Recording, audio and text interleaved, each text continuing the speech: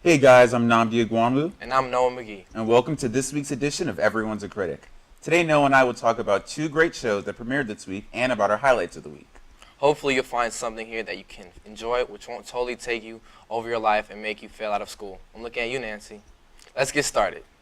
Fox may be known for their political views, but the network is also home to some of the best shows on TV.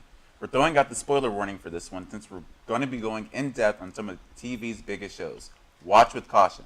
This week saw the channel bring back two of their most renowned shows, the first being their hit drama, Empire. For the few of you that don't know Empire, the show follows the life of the Lion family.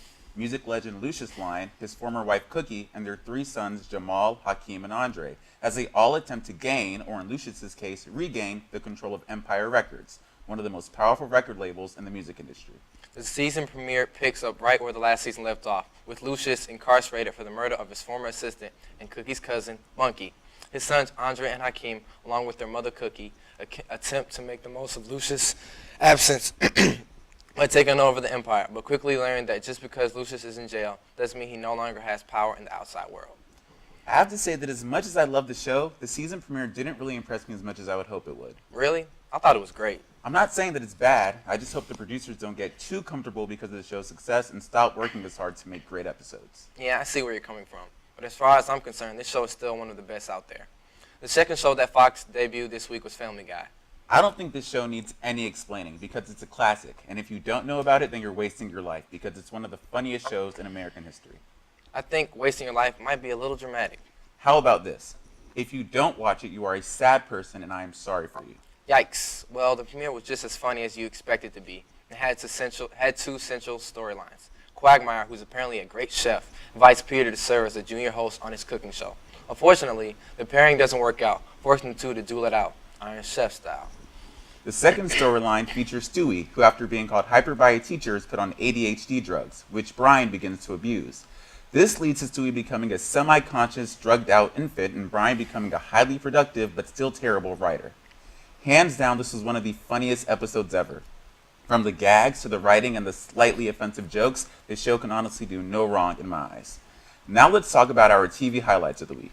Even though this show isn't on TV, Narcos is definitely my highlight of the week. Literally, because I finished the entire season this week. For real though, I've heard you talk about nothing else except Narcos all week. It can't be nearly as good as you're making it seem. You're right.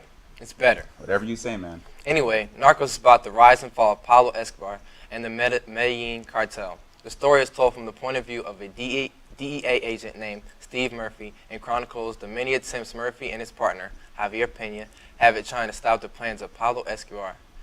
Don't worry, you don't have to be a criminal aficionado to enjoy this show. Not only does this Narcos give an interesting look into how the American government was looking to stop Escobar's drug trafficking, it shows how Escobar's presence affected the Colombian government and the power he had not only over the people of Colombia, but the government as well. So basically it's a Latin version of Breaking Bad.